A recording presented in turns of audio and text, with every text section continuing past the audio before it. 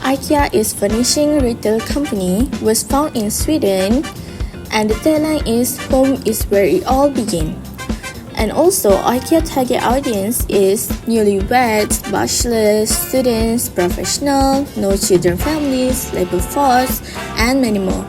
Ikea was founded by Ingvar Kamprad on 28 July 1943.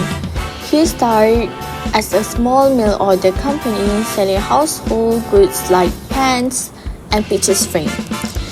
He began selling furniture in 1948, which became the main focus of the company.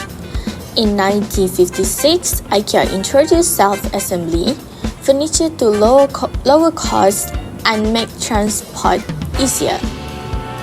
Vision of Ikea is to create a better everyday life for the many people. And also the mission of Ikea is to offer a wide range of well-designed, functional home furnishing products at price so low that as many people as possible will be able to afford them.